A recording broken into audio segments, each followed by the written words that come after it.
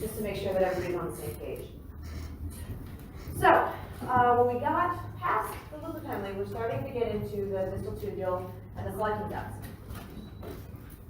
In the early parts of the distal tubule, remember that it's functionally similar to your thick ascending limb of the loop of Henle. So it's relatively impermeable to water, but it is permeable to salts. Sodium is almost exclusively transcellular movement here for reabsorption. Chloride is also moving transcellularly, mainly because they're moving together on the tubular lumen side. At this point, though, note that we have a negative voltage inside of the lumen.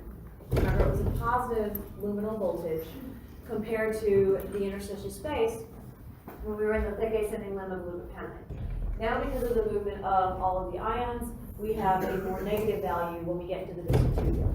So in the early part of the distal convoluted tubule, functionally similar to thick ascending limb, and we have transcellular movement of chloride and sodium. Okay, they're going to move in together across the tubular lumen apical membrane, and then they're going to be kicked out the other side by a sodium-potassium pump and by a chloride channel. Your thiazide diuretics are responsible for blocking that NaCl apical transporter. And it can produce a decent amount of diuresis, not as much as you'd find with furosemide, which blocks which channel? Which cotransporter? What is it moving? Sodium, potassium, and chloride. Yes, sodium, potassium, 2-chloride cotransporter in the loop of Henle. Thick ascending limb is blocked by your furosemide. So it produces a stronger diuresis, but this does a pretty good job of producing diuresis while also helping to get rid of excess amounts of sodium. This figure was really just to show the difference between the early and the late distal tubule. The early part of the distal tubule is basically everything that we had talked about before, where you have some ions that are being reabsorbed, not a whole lot of water movement. When you get to the late part of the distal and the collecting tubules, and the cortical connecting and collecting tubules and the medullary collecting tubules, you start to see a lot more movement of water. That water movement can be greatly influenced by levels of ADH, so your antidiuretic hormone, also called arginine vasopressin. Depending on which text you read, you'll either see AVP or ADH, functionally the same thing. That will modify the activity of the channels, or I should say the density of the channels that are present to allow for water movement in these distal parts of the tubule. You also will see an increase in the amount of potassium and protons that are going to be secreted, so you're going to acidify the urine at this point, and we're also going to get rid of a lot of excess potassium. We're going to get into that in lecture 21 content, but basically a typical Western diet far exceeds our levels of potassium, so a lot of that excess potassium gets excreted through this mechanism when we get to the distal part of the tubules. All right, the last part that we had finished up with last time was discussing about principal cells as we get to your collecting tubules. We have principal cells and we have intercalated cells. For your principal cells, we have movement of sodium now happening, over here. Instead of having it coupled with anything else, like in the loop of Henle, it was coupled with potassium and chloride. In the early parts of the distal convoluted tubule, it's coupled with chloride. Now, we're in the late part of the distal tubule and the cortical collecting tubules. Now we have it being reabsorbed across the apical membrane strictly by epithelial sodium channels. So it's not coupled with the movement of anything else. This is typically abbreviated ENAC for epithelial sodium channels.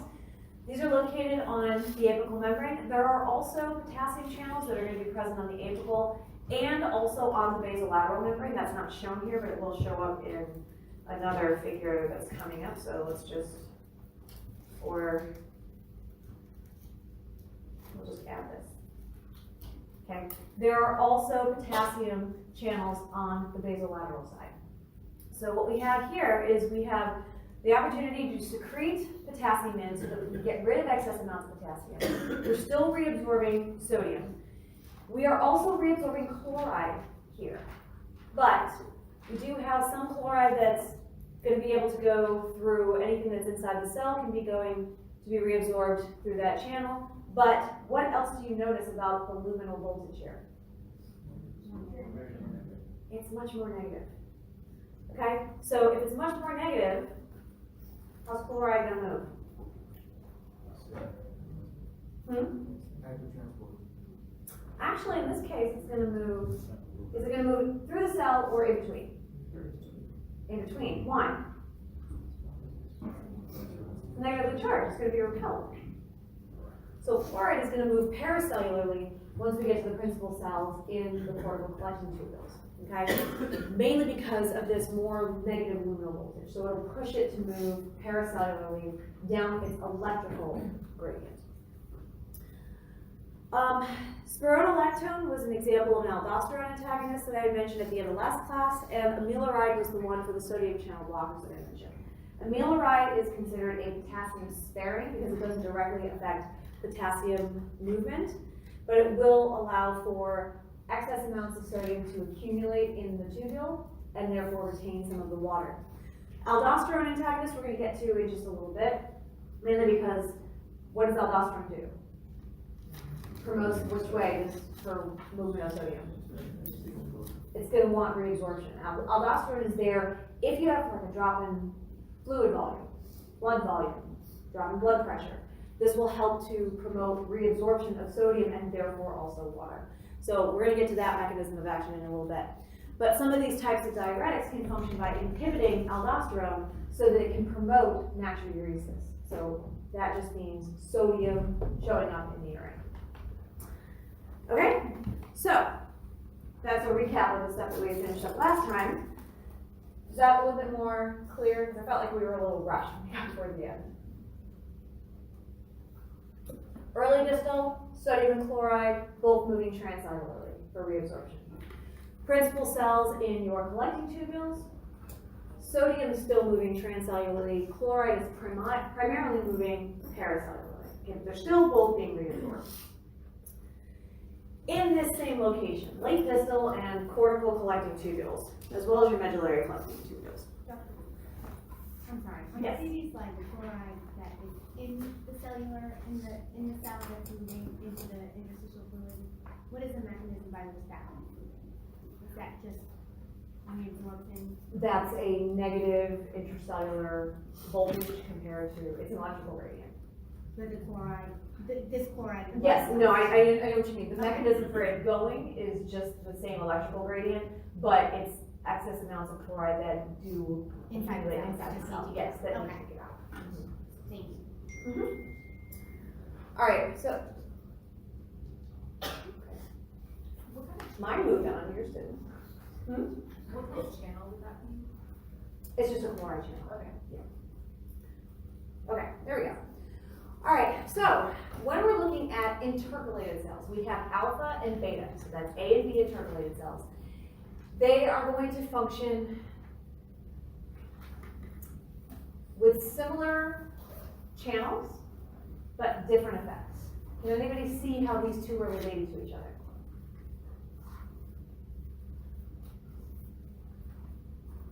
Do they have any differing channels that are shown in this figure?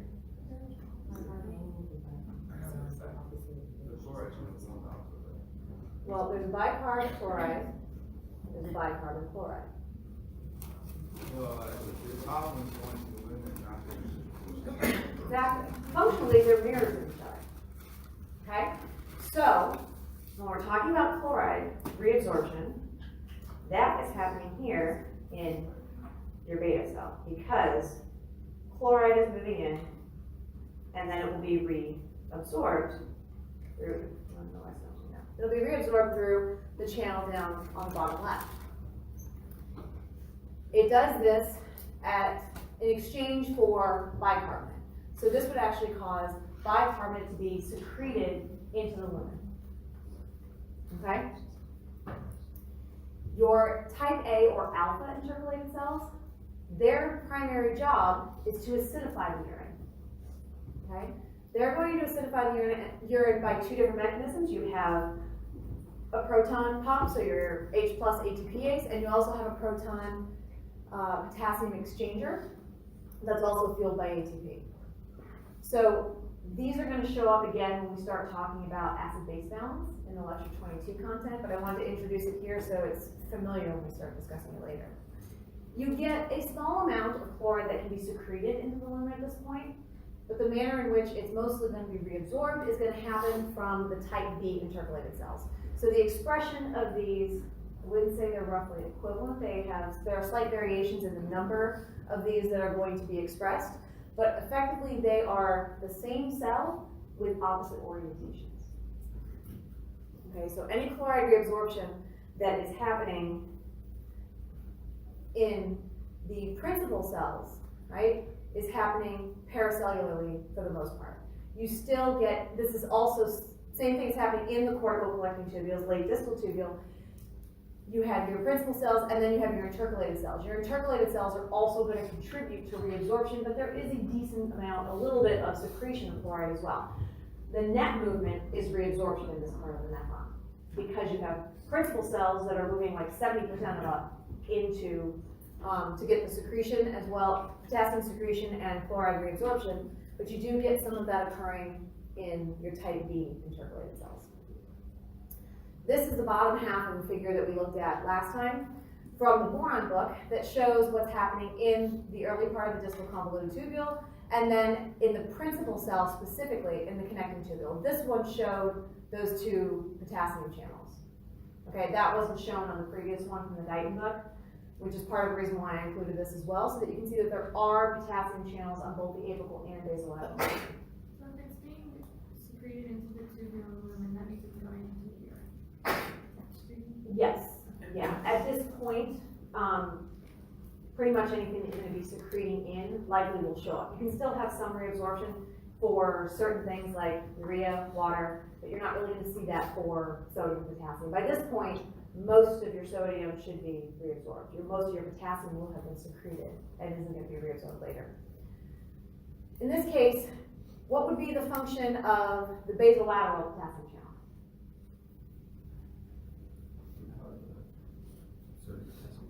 Yeah, it's just there to recycle your potassium, okay, to make sure that there's sufficient amounts of potassium that is being sent back to the interstitial space so that you are not constantly collecting potassium into the cell, sending it into the tubular fluid where it's going to be excreted from the body. You could end up with a lot of potassium being lost if you didn't have a way of recycling that. What about the potassium on the luminal side?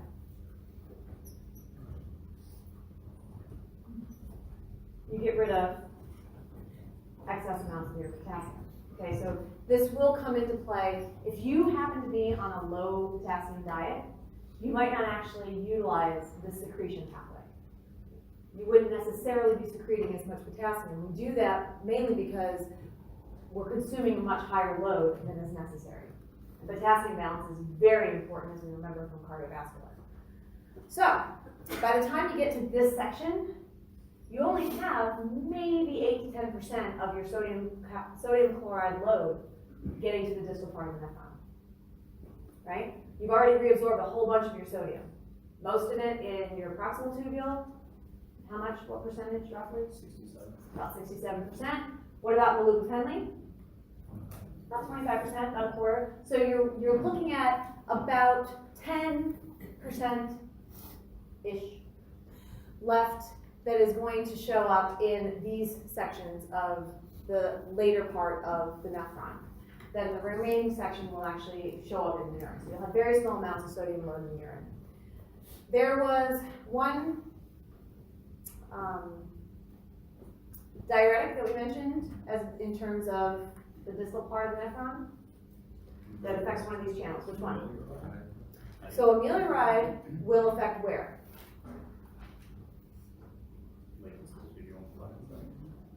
Your epithelial sodium channels, right, on the apical membrane. It turns out these epithelial sodium channels also can be modulated in terms of the probability of them being open by both arginine vasopressin, aka antidiuretic hormone, and aldosterone. So both of these can be modified in terms of whether or not they're open and therefore able to conduct sodium across the membrane by different chemical signals coming from your body. The other one is your thiazide diuretics that are going to block the sodium chloride. Okay? How are we doing so far? Pretty good? All right, the last part we're gonna talk about in the distal convoluted tubule is we're gonna go back to our calcium. Calcium is transcellular movement once you get to the distal part. How is it moving in the thick ascending limb of the lumen pendant? Paracellularly. Why? What is it? Electrical gradient? It's the electrical gradient due to that horribly complicated figure. Which channels are involved in generating that voltage? Which ones? Sodium, potassium, 2-chloride, co-transporter, and potassium channels, right? You have electroneutral movement into the cell. You have a positive ion being secreted into the lumen to maintain the overall function of that NaKCl. Because of that, you have a positive luminal voltage, which would normally help to, with your chloride, it would help to keep your chloride in, but since calcium is positively charged, it pushes it paracellularly. Once we get to the distal convoluted tubule, this is where we have your TRPV5 and TRPV6. There are two different isoforms of calcium channels. These are not voltage gated. They are strictly going to be open or closed, or increase the probability of being open or closed based on phosphorylation sites. So a lot of signals that you'll get from chemical mediators, your angiotensin II, your aldosterone, ADH or ABP, depending on your preference, they will stimulate a cascade of intracellular signaling that will result in elevated levels of protein kinases, whether it's A or C, and those will go off and phosphorylate different protein targets. This would be one of those protein targets. Okay, it would help to increase and elevate the amount of calcium channels that are being opened. The same thing will happen with parathyroid hormone. Parathyroid hormone signaling cascade will also increase the open probability of your calcium channels because the point of it is to get more calcium to be reabsorbed. On the basolateral side, same thing that we talked about before, you have your PMCA, your plasma membrane calcium ATPase on the bottom, that will couple ATP hydrolysis for calcium being able to move.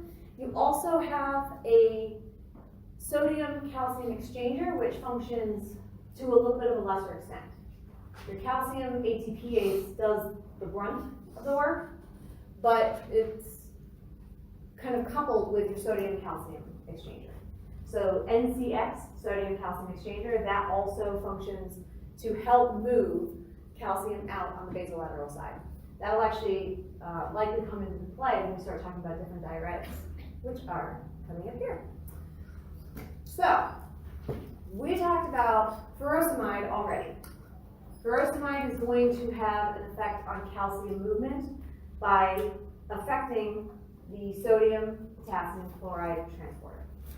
When you inhibit that, and you inhibit that potassium channel, you are reducing the positive voltage in the lumen, so there's less of a drive, or less of a driving force for calcium to move paracellularly. So you will have a reduction in calcium reabsorption in response to furosemide. What about thiazide diuretics? What do they block? Sodium chloride cotransporter. Okay, so if you're going to block the sodium chloride cotransporter, what's going to happen? This is the distal tubule, so bear in mind that we are talking about the same location as your TRPV5 and 6 channels and the sodium calcium exchangers and the calcium ATPase. So why would blocking the NaCl channel have an effect on calcium? With less sodium moving into the cell, there's a stronger gradient for the sodium calcium exchanger on the basolateral side.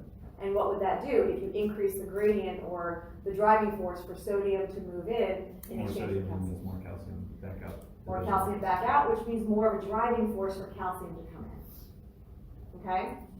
So if you block the sodium chloride cotransporter on the apical membrane, you have less sodium coming into the cell. That means that there is a lower concentration because you're not adding as much more sodium, but your sodium potassium pump is still functioning. So you have a lower sodium concentration inside the cell, which means there's a steeper gradient for sodium to come in on the basolateral side. So if this has a steeper gradient, it's going to move more readily in, which means it's going to pump calcium out more readily. That means that calcium is going to be lower inside the cell, which increases the driving force for take up on the vehicle side. Everybody see how that works? So your thiazide diuretics will actually increase the rate at which your calcium is going to be reabsorbed. Amiloride will also increase. What does amiloride block? You guys remember? Sodium channels. Your epithelial sodium channels. Okay? If it's blocking sodium coming into the cell, what's happening? Same thing. Same thing, but also, what else happens if you are reducing the amount of positive charges coming into the cell? You're going to hyperpolarize the cell as well, which also will increase the electrical gradients for calcium coming in. These latter two require physiological levels of your parathyroid hormone, because your parathyroid hormone directly controls the probability that your calcium channels are actually open to be able to move calcium ions. Okay, so this is assuming that you have normal physiological levels of parathyroid hormone and those calcium channels are functional, then your thiazide and amiloride diuretics will both increase calcium reabsorption, whereas your furosemide would tend to decrease it. How do we feel so far?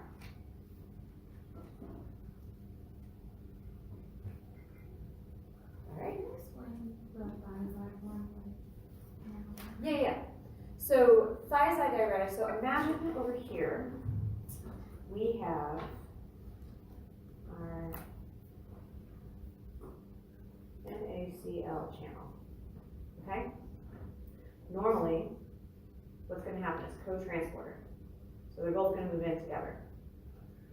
If you block this from your thiazides, if you block this by your thiazides, so you have less sodium coming in. If the sodium inside is lower, then you have a bigger difference between the interstitial space and the inside of the cell. So normally your gradient is to this degree, now it's to this degree. So there's a bigger downhill driving force for sodium to come in. So if sodium has a much stronger force for it to leak back through, it's going to do that in exchange for calcium.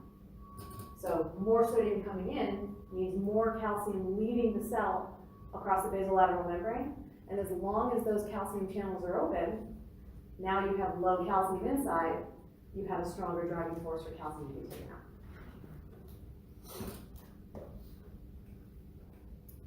All right, now we're going to do one quick summary when we're talking about reabsorption of solutes compared to water, and then we're going to get into a little bit of nutrients. So, first off, it should be fairly straightforward that if you reabsorb your water more than you reabsorb your solute, then your solute is going to become more concentrated. This is what happens with your creatinine and your inulin because it's not reabsorbed after it's been filtered. Whatever's filtered, nothing else of these two is really going to be processed for reabsorption as you move through the nephron, but water is going to leave. So you should see an increase in overall concentration. If your water is reabsorbed to a lesser extent than your solute, so water is still going to be reabsorbed, but maybe your solute is being reabsorbed faster or more efficiently, then you should see it becoming less concentrated. This is going to be the case for our glucose and amino acids, which we want because we don't want to be peeing out our nutrients. So let's get into glucose. So far, we've talked about electrolytes. Electrolytes utilize what to determine which way they're going to go and how fast? Gradients. Concentration gradients, electrical gradients. So we have electrochemical gradients for the solutes we've talked about so far. What are we dealing with here? Carrier proteins. Carrier proteins can be saturated. And because they can be saturated, we can hit a maximum transport rate. And after that point, if you have more of your substrate than your transporter or carrier protein can accommodate, then you are going to see less of it being moved. Most of this is going to happen in the proximal tubule, mainly because that's the only site where these carrier proteins are expressed.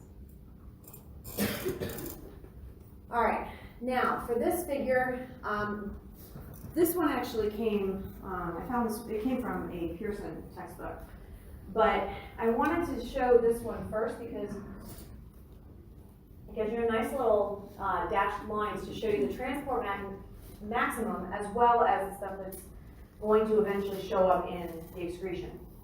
So for chloride, we have a couple things I want to point out here. On the x-axis, you're looking at your plasma concentration of glucose, and on your y-axis, you're looking at the rate at which it's moving, okay? Filtration rate, that's just your GFR. What is the filtered load of your glucose based on the rate at which it's being filtered due to plasma flow and all of the colloid, osmotic, and hydrostatic pressures that reside in the glomerulus.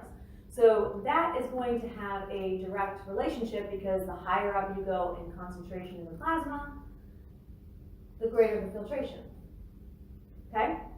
Why?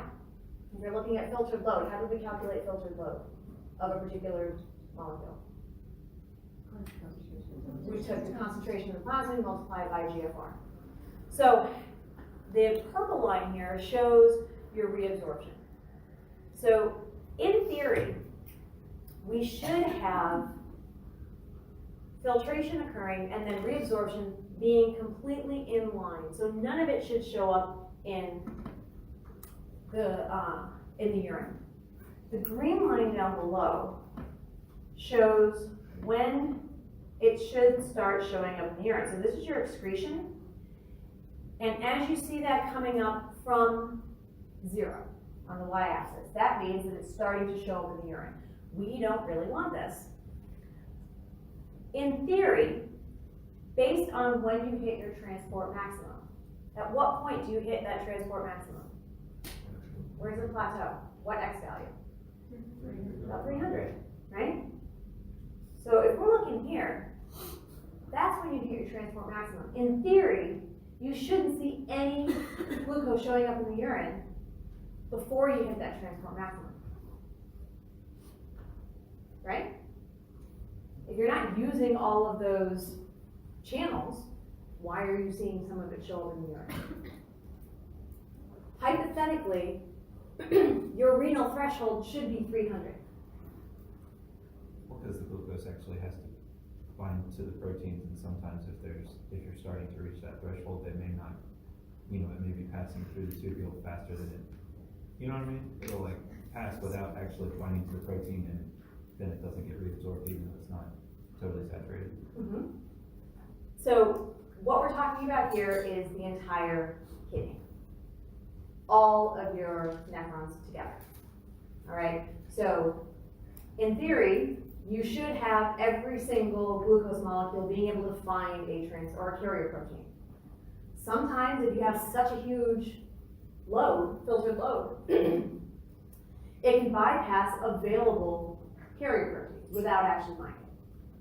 It's going to impact, it'll be impacted depending on the flow rate that you have. But it also has to take into account that not every single nephron is going to have the exact same number of carrier proteins that are expressed.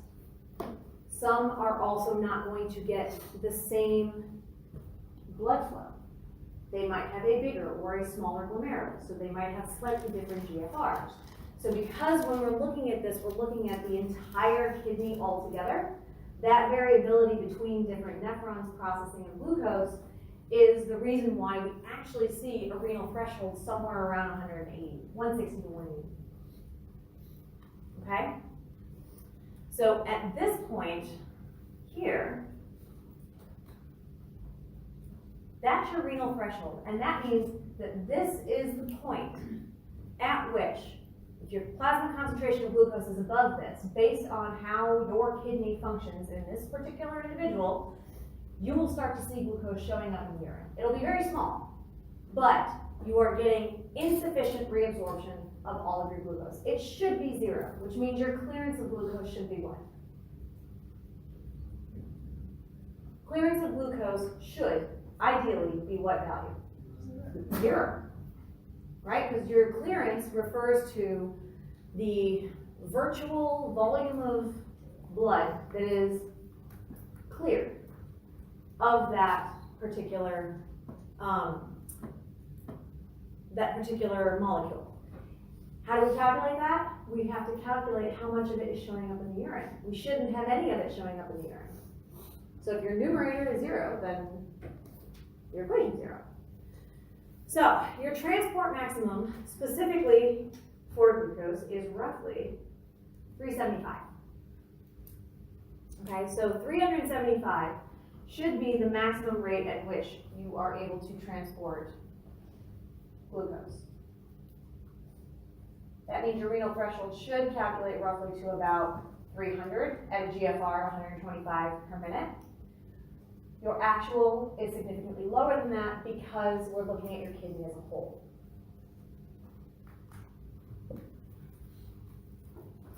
All right, so how do we feel? Pretty good about that so far? Yeah. What is the little tiny blue dashed line following the excretion curve? This one? Yeah. Yeah, that is the line that you should see. You should see 0 showing up in the urine until that point. And that's actually why I included this figure, because it doesn't show up on the next one from the boron book. But that little dashed line, starting at 300, is the point at which you should begin to see glucose showing up. But we don't. We actually see it showing up way back in under 200 concentration.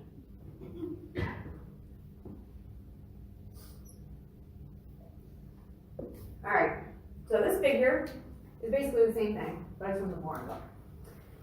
We have a few things that we've already talked about. One thing that we didn't talk about is splay.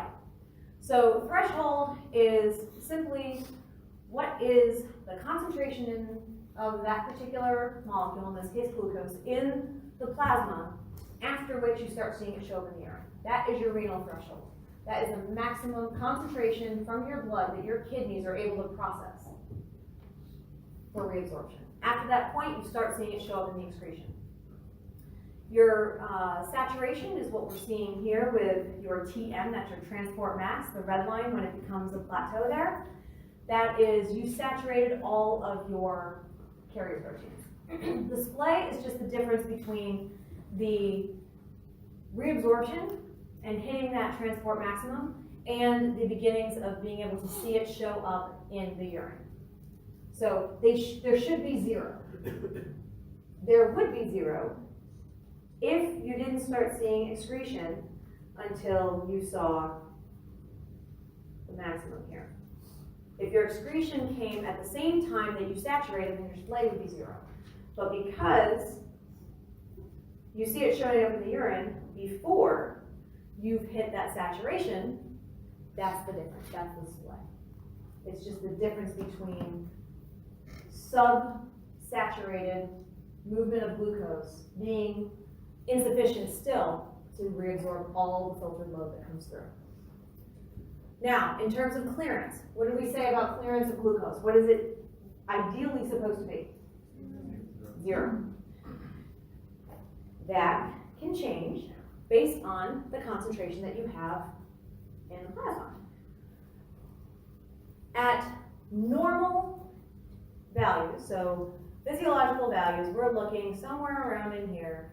That dark line is normally where your body is functioning, or should be functioning. Anywhere from 125 up to, at most, 160, 180, below 200.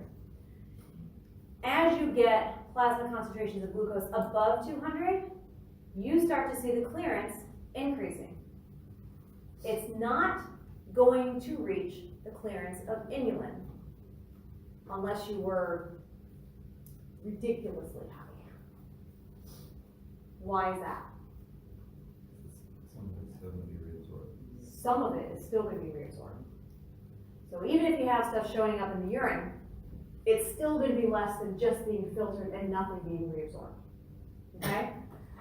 So your glucose clearance should always be less than your inulin or creatinine clearance. Because clearance of inulin is equivalent to what value? GFR, right? It's filtered, it's not reabsorbed, it's not secreted, so whatever's filtered shows up in the urine.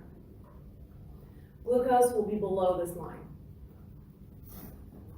The higher you go in concentration in the plasma, the more likely you are to overwhelm those carrier proteins, hit that saturation point, and start seeing a lot of spillover showing up in the urine. So why does the clearance curve seem to like tail off, whereas in the previous figures it stays parallel with your intake?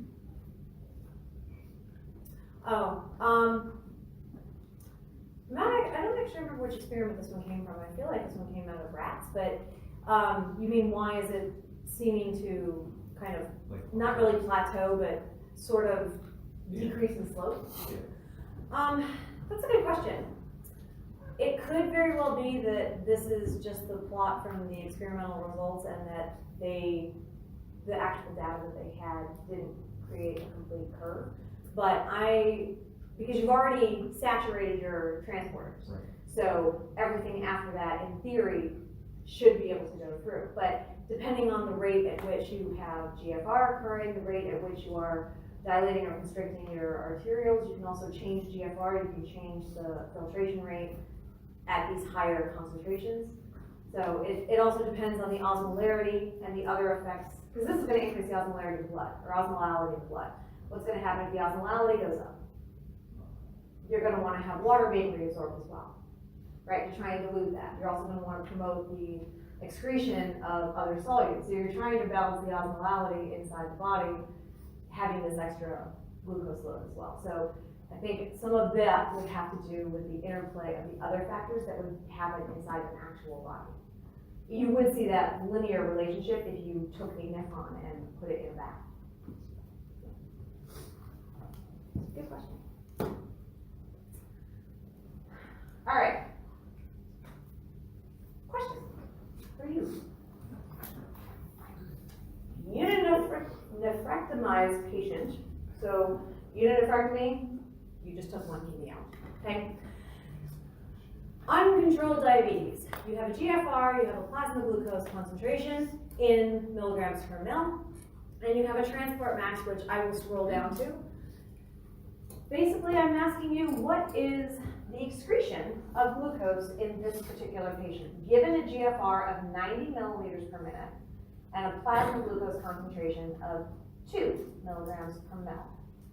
And based on this figure, the transport max, which is that green line where it plateaus, I put the number in there. Filtered load is on the x-axis. It's multiple choice, so you can choose.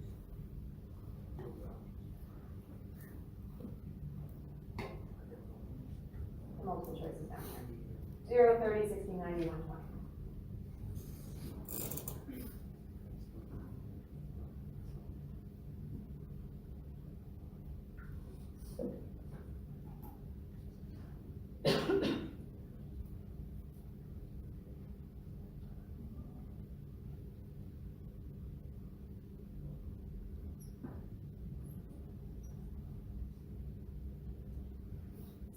All right.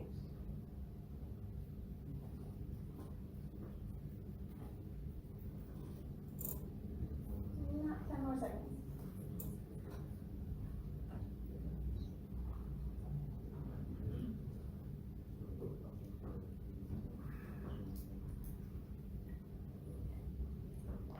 All right, let's see how we did. 3, 2, 1. All right. Nobody picked A. Good. All right, so we have most of the people picking 30, which is the correct one. Okay? Now, how did we arrive at that? First of all, how are we going to figure out what our filtered load is of glucose in this person? GFR times concentration in plasma. So what would we get for that? 180. What is our transport max? 150. So what's the difference between the two? 30. In theory, starting at 180 as your filtered load, given their GFR and their starting plasma concentration, you hit transport max at 150, which means you have about 30 that should be spilling over into the urine. Does everybody see how that was done? Not complicated math, but might be a complicated concept.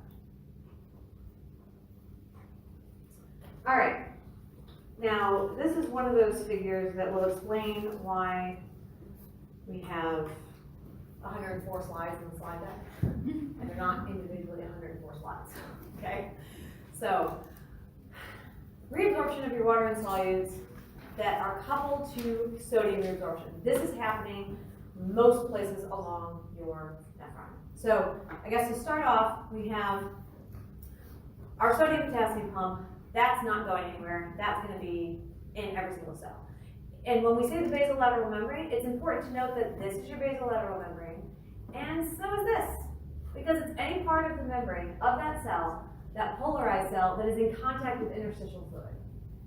Okay, so the interstitium is all on this side, which means this is all basolateral membrane. Once you get past that tight junction, you begin the basolateral side, and that's where you're going to start seeing your basolateral channels show up. So you'll still have them actually in between the cells. On your apical membrane, we have your glucose and your amino acids that are going to be coupled to sodium. We're going to talk specifically about one that anybody that did 503 and got to GI, you will be very excited, I'm sure, to start talking about SGLT1 and 2. We have sodium being reabsorbed in exchange for acidifying the urine by secreting that proton into the tubular fluid. We also have sodium and chloride that are going to be able to move paracellularly. Water is going to be reabsorbed. Urea, which we haven't talked about yet, but that's coming, is going to be reabsorbed. And if we're looking specifically at glucose, so we're not going to spend as much time focusing on the amino acids because they function in a very similar fashion, but I wanted to talk about glucose specifically because in the early proximal tubule compared to the late proximal tubule, you have the expression of two different kinds of carrier proteins and actually glucose channels. So SGLT2 and GLUT2 are the two channels or carrier proteins that are going to be used in the early proximal tubule. So we're looking at the S1, that first segment in the convoluted tubule. This is going, SGLT2, so SGLT is sodium glucose transporter. Okay, there's 1 and 2, and they move glucose coupled with different amounts of sodium. In the early part, it's a single sodium coupled with a single glucose. Okay, so 1 sodium and 1 glucose are going to be co-transported inside the cell. On the basolateral side, GLUT2 is just downstream movement of that glucose, right? And it's going to be a higher concentration inside the cell than the interstitium, so it's going to be able to just passively move through facilitated diffusion. In the late proximal tubule, because we're still in the proximal tubule, after you get past S3 and you get into the loop of Henle, no more expression of SGLT co-transporters, all right? So whatever gets past here is showing up in the urine. SGLT1 and GLUT1 are expressed in the latter portion of the proximal tubule. SGLT1 actually couples 2 sodiums for every glucose. So you can actually generate a stronger electrochemical gradient for glucose movement here. I'm not going to run through the calculations of how that's generated. It is in the early part of the boron book. It's not really in the renal unit. I think it's around like page 120 or 130, somewhere in there. It does walk you through the electrochemical gradient calculation to show you how the relationship between the concentration gradients and then the electrical gradients play a role in being able to establish such a big ratio when you move 2 sodiums. And the underlying principle of that is that sodium has 2 gradients, glucose has 1, right? Sodium has a chemical gradient and an electrical gradient, glucose only has a chemical gradient. So because sodium has both, you actually end up going from like 100-fold gradient for the SGLT2 to like a 10,000-fold gradient for the SGLT1. Okay, so stronger gradient for being able to move glucose. Why do we care about that in the late part of the proximal tubule? There's not a whole lot of glucose left inside the tubular fluid.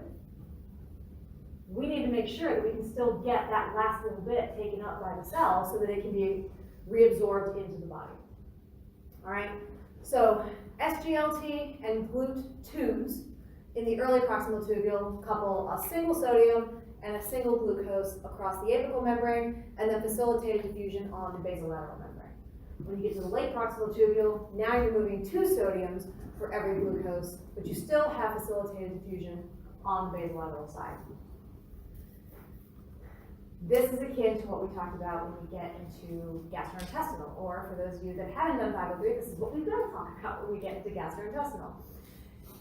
It's the same basic principle. You have sodium and glucose being coupled in the luminal side being taken up into the cell, which has a higher glucose concentration compared to all the luminal fluid, and then you have it moving out from high to low concentration through its GLUT transporter on the basolateral, and then the sodium potassium pump helps to maintain that movement. So, all of this is happening in the proximal tubule. The moment you're done with the proximal tubule, no more glucose being reabsorbed. Anything that's left over shows up in the urine. How do you feel about that so far?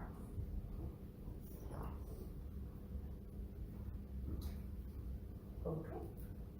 So, speaking of lots of glucose sticking around inside your tubular fluid, that's how you can get osmotic diuresis. So if somebody with diabetes insipidus has such a high filtered load because they have such a high concentration of glucose in the blood that it overwhelms all of your transporters and makes it so that you have glucose sticking around in your tubular fluid after it shouldn't be there anymore. What happens if it can't get out? What stays with it? Water. That's the same principle that you can have in this example here, also from the boron book, for mannitol. Mannitol is something that is not going to be reabsorbed. It's freely filtered, so once it gets filtered, it stays inside the tubule. It's an infusion that you could do as a treatment in order to reduce blood volume. A lot of times they'll use it for like cerebral edema. If you have excess amounts of fluid, or you have an abscess or something that causes fluid accumulation in and around your brain, you have a skull, okay? You can only accommodate so much inflammation and so much swelling before it actually starts damaging your brain, okay? So it's important to get rid of that excess fluid. This is one of the ways you can treat that. What happens is, as you have the filtering occurring, so normal GFR is going to have relatively equivalent isosmotic relationship between tubular fluid and plasma concentrations of inulin. It should be about 1. That will become more pronounced down to 2, where you're going to have a higher osmolarity in the tubular fluid than in the plasma by the time you get down to the end of the nephron. The result of having an extra solute that doesn't get reabsorbed. So normally, the tubular fluid should drop in osmolarity, like you see with the sodium chloride. You filter at 130. As that 130 gets filtered, by the time you get down through the nephron, that's dropped because sodium and chloride are both going to be reabsorbed along with some water. But that's also going to concentrate this mannitol that you threw in there. So now you have an osmolarity inside of your peritubular capillaries that is 130 of sodium chloride and it's 40 of mannitol, but you have a different makeup when you get down to the lower portion. Because of that increased concentration of mannitol inside the tubular fluid, you wind up with excess amounts of fluid staying and producing diuresis, so more loss of fluid. That's the same kind of thing that you would see happen in somebody with diabetes insipidus. Polyuria, lots of urine, because it's more dilute. The other thing that this does is it also can disrupt the countercurrent multiplier, which we're going to talk about when we get to the next lecture, which will be out on Tuesday. All right, it's 11:04, so we're doing pretty good.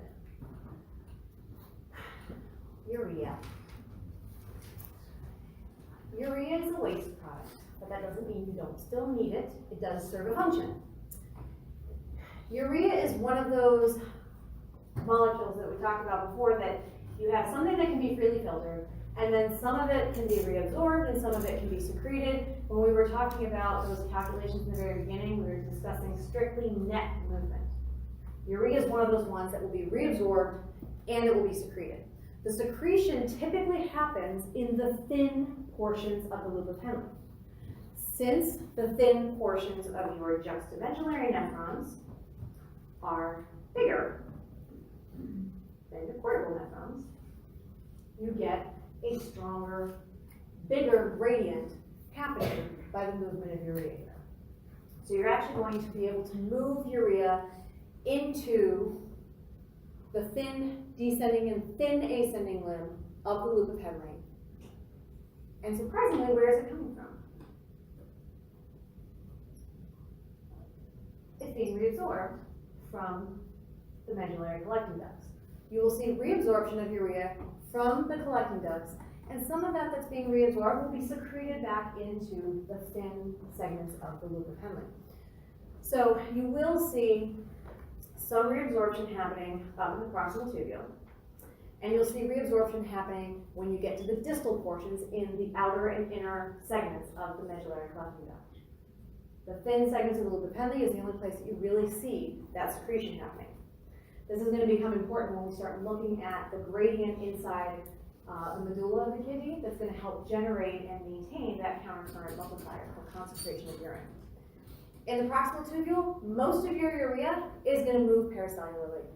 A lot of it is actually going to move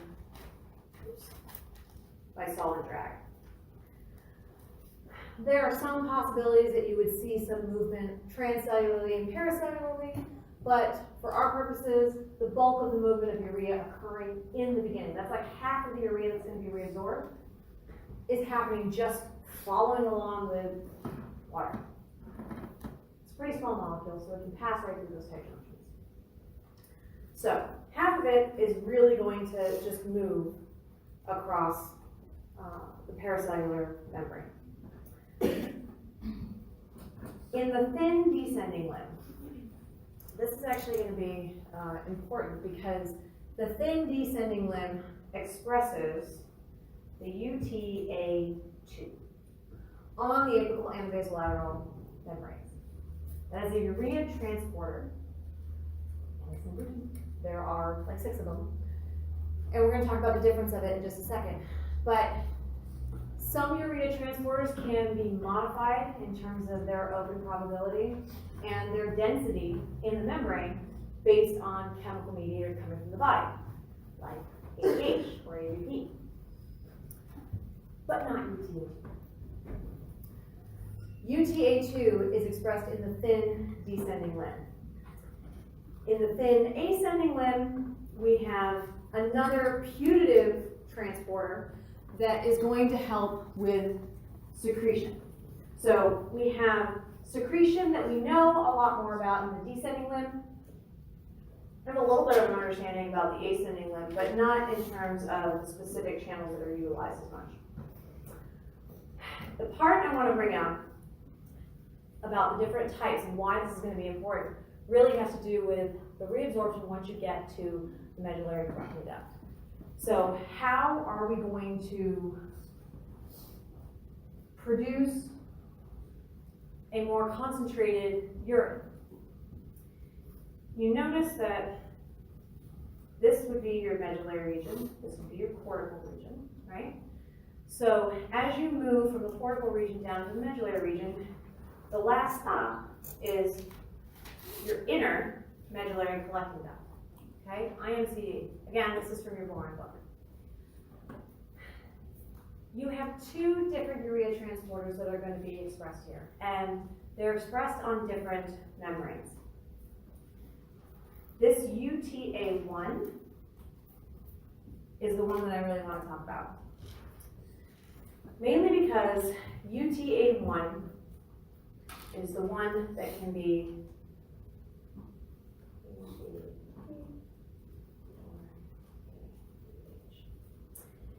it can be modified in terms of the amount or the density of these channels and also the open probability by signaling that will be initiated in these cells by ADP or ADH, so arginine, vasopressin, or antidiuretic hormone.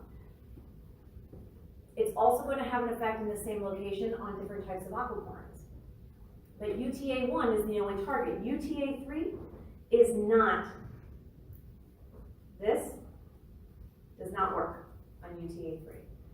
The reason for that, and it also doesn't work on UTA2, the reason for that is because of the structure of the proteins themselves.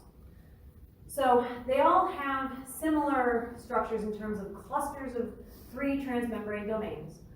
But UTA1, in the middle here, is effectively a combination of UTA3 and UTA2. Combined together gives you UTA1. But because of that, the way that these are folded and the presence of this intracellular loop domain is the reason why we see ADH or ADP having an effect.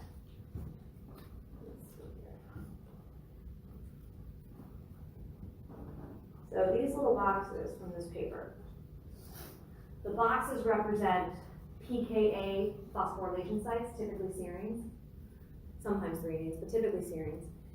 The black circles are your pKc, but, which we're going to see in just a second,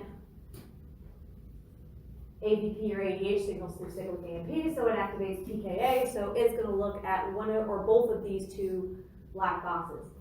Targeting those, phosphorylating those, actually will have the effect to increase not only the insertion of it, but also the open probability.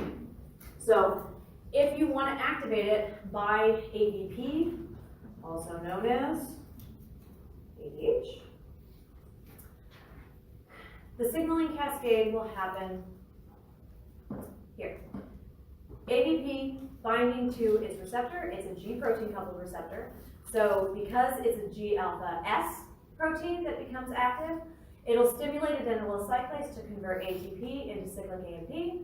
Cyclic AMP, 2 of them will bind to regulatory subunits of protein kinase A, which allows its catalytic subunits to become free so they can go and phosphorylate their targets. It'll either phosphorylate UTA1s that are already in the membrane on the apical side, so apical side up here, or it will actually help to promote, and any of these recycled vesicles, it'll help to promote the insertion of more of these urea transporters in the apical membrane. The result is you're going to increase reabsorption happening in the medullary collecting duct. If you're increasing the reabsorption, you're sending more of it back into the interstitial space. Water is also going to follow. It's going to help to generate that gradient that we're going to see in Tuesday's class. Okay? All right, this figure just shows on the x-axis we're looking at urine flow rate. On the 2 y-axes, on the left y-axis, we have the amount of urea that's excreted, and we have the percentage of the filter load that's being excreted. So what do you notice that as you increase your flow rate? You're increasing the amount that's being excreted.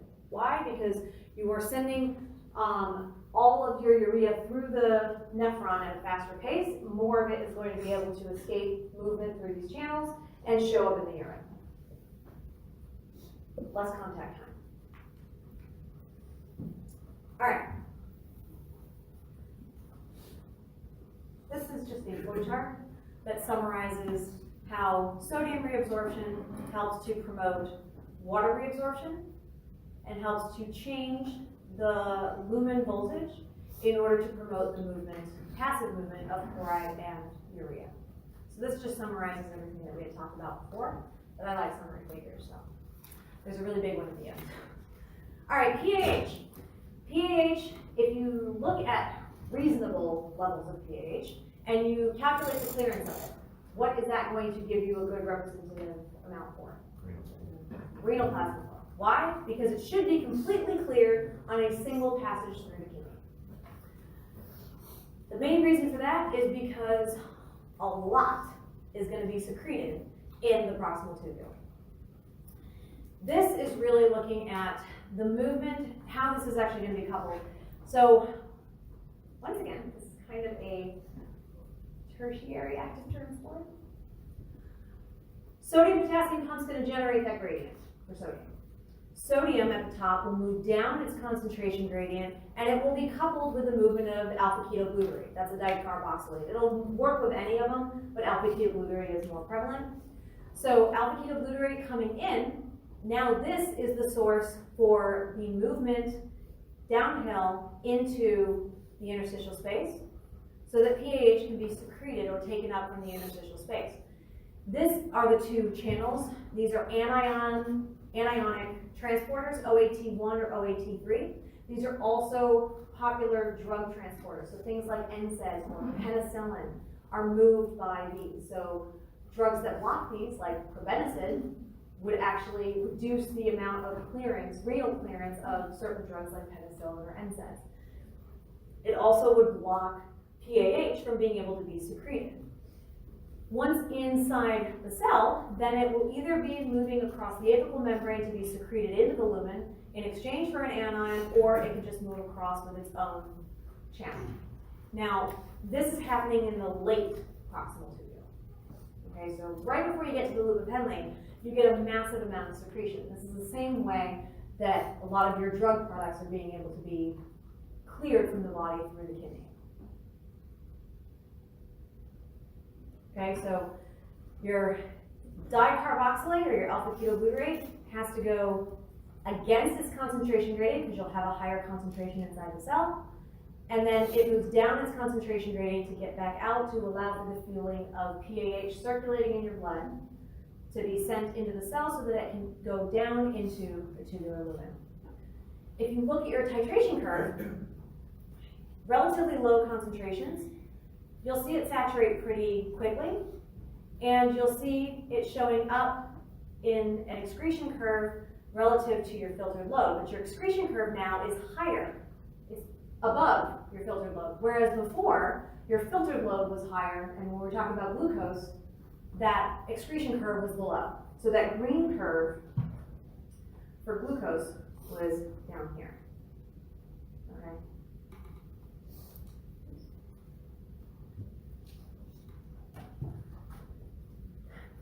And that's because that's for anything that's going to be filtered and then mostly reabsorbed. But in this case, we're looking at something that's filtered and also secreted. So the secretion transport max is going to happen at relatively low amounts. This is something that you would do as an infusion to determine renal plasma flow. Because you are secreting it, it should be, this is at your low concentrations, PAH clearance should equal your renal plasma flow, and that's what you would see up here. If you do increase your PAH concentration, you can overwhelm that and you can actually reduce the clearance because you'll have some of it that's not able to be cleared from the blood. You'll have some of it showing up in the renal vein. But where did we see relative to this figure your glucose clearance? Down below, right? Glucose is down below, PAH is above. Inulin is your GFR, right? So GFR, renal plasma flow, which is summarized in the next slide. All right. Now, how are we going to regulate your effective circulating blood? We have a few things that we talked about. We're going to talk about aldosterone first, so I'm going to kind of skip over that for right now. Your sympathetic autonomic nervous system, what is that going to do? If you stimulate the sympathetic system, what are you going to do to renal blood flow? You're going to decrease it, right? If you decrease your renal blood flow, what does that do to your GFR? It's going to decrease it. Okay, so sympathetic is going to be stimulated in response to elevated or lowered blood volume. Lower, right? So you want to decrease your GFR. You want to have everything so that you have more reabsorption occurring. It also has a direct impact on your sodium movement, which is what we'll talk about with aldosterone in just a second. Arginine vasopressin, that's your antidiuretic hormone. What does that do? What's the purpose of that? Promote or inhibit water movement into the body. Promote. Okay, you want to, this is anti-diuresis. So you don't want fluid loss. You're going to release arginine vasopressor, antidiuretic hormone, so that it can be stimulating those aquaporins and urea transporters to allow for the reabsorption of water. Atrial natriuretic peptide, what releases these? The heart. Where? In the atrium. Stretch receptors in the atrium, atrial cardiomyocytes. What reflex would normally cause this? Bainbridge, right? We talked about fluid volume loading, right? And that increase in blood pressure. We talked specifically about how you get diuresis from the kidneys being stimulated in response to that. Okay, ANP is going to be released and it will have a direct impact on the natriuresis and therefore diuresis to be able to get rid of extra fluid and extra sodium from the kidneys. Alright, so aldosterone. Let's get into aldosterone. Aldosterone is going to have the function to promote potassium and proton secretions. You're going to acidify the urine, and you're also going to get rid of that excess potassium that we all love to eat. It's going to increase your sodium reabsorption. The reason that it does all of these is because it specifically acts on your sodium-potassium pump. It also has activity on your sodium channels and your potassium channels in the apical membrane. But the sodium-potassium pump is upregulated by aldosterone signaling. And if you're upregulating it, you're going to pump more sodium back into the interstitial fluid, and you're going to pump more potassium into the cell so that it can be released. It also has the effect of upregulating a proton ATPase that we'll talk about again when we get to acid-base balance. But basically, aldosterone is going to function inside the cells to upregulate the basolateral side and upregulate the apical side by affecting these channels open probability and increasing the rate at which the sodium-potassium pump is working. End result, we have sodium coming in, being reabsorbed, and we have potassium being secreted. We also will have protons being secreted at this point as well. How does that work? Again, from the Boron book. I told you I like this one. It's a good book. Starting with aldosterone inside the interstitial space. How does it work? It binds to your mineralocorticoid receptor. When aldosterone, which is a mineralocorticoid, what are your glucocorticoids? Cortisol. Okay? So that's going to come into play in just a second. Aldosterone is going to bind to the mineralocorticoid receptor, which resides inside of your renal epithelial cells. When they bind together, it's translocated into the nucleus and functions as a transcription factor. Because of this, it will not only promote an increase in the number of epithelial sodium channels, it'll increase the expression of mitochondrial enzymes, which will ramp up the production of ATP, which will be sufficient to fuel the extra amounts of sodium and potassium pumps that you've also upregulated.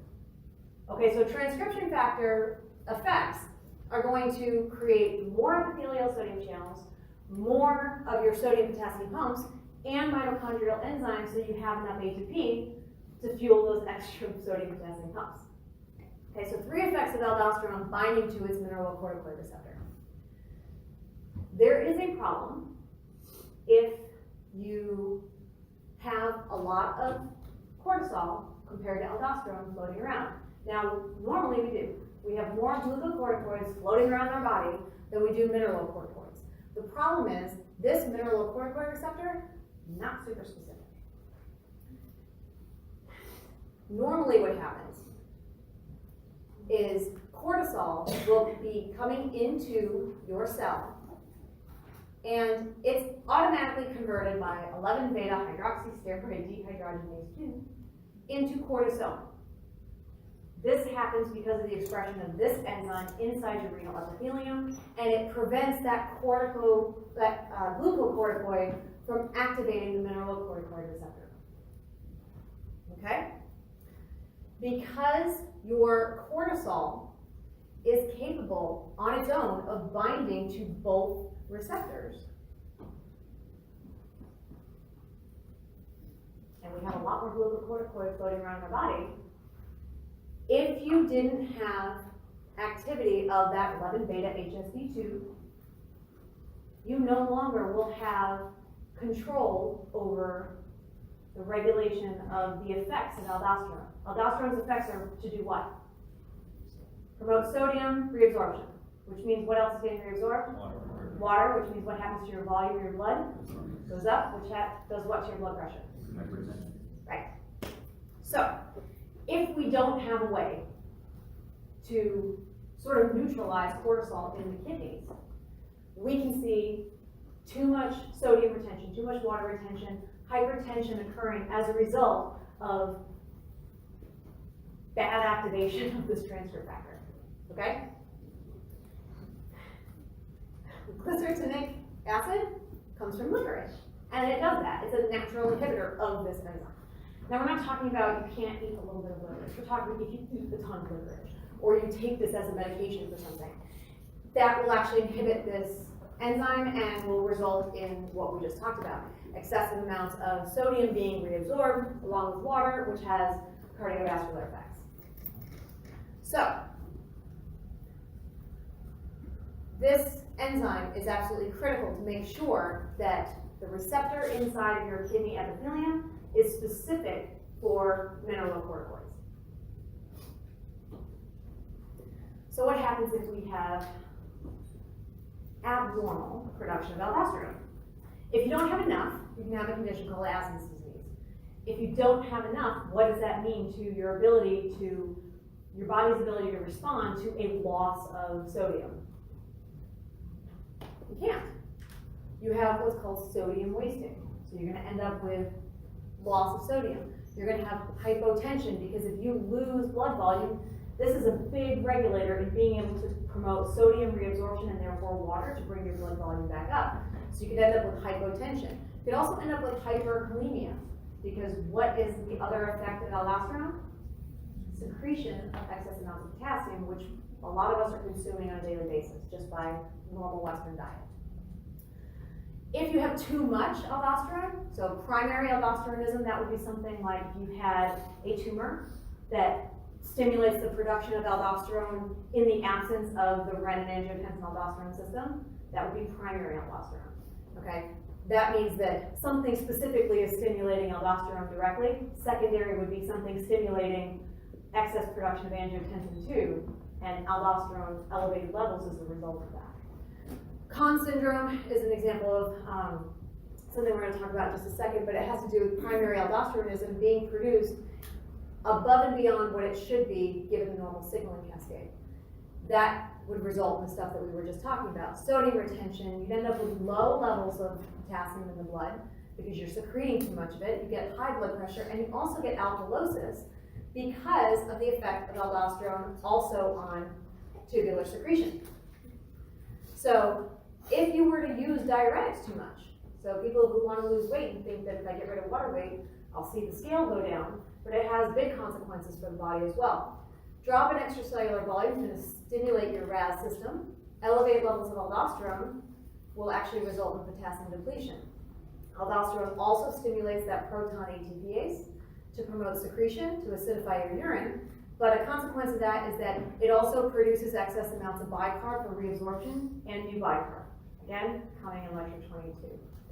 The result of that is loss of protons and gaining or retention of bicarb, so you get metabolic alkalosis. So that's how you can have a problem where your pH in your body gets a little too high, which affects the overall balance of potassium movement inside and outside the cells that can affect your heart. Lecture 21, coming up. All right, so how are we going to control it? We have angiotensin II. If you have elevated levels of potassium inside the body, that will also stimulate the system to be able to increase the secretion rate. You also have a hormone that specifically will allow for the production of your mineralocorticoids. If you want to decrease it, atrial natriuretic peptide works in the opposite way, so it directly inhibits the production and release of aldosterone, because aldosterone promotes sodium reabsorption, ANP promotes sodium excretion. Sodium concentration, so an increase in the osmolality, also would inhibit aldosterone production and release because you don't want to keep more in, you want to get rid of it. All right. Ooh, we have 1 minute. I'm gonna stop here because I don't wanna get into another one. We'll finish this section today. We only have about like maybe 8 or 9 more slides, so just a little bit more content.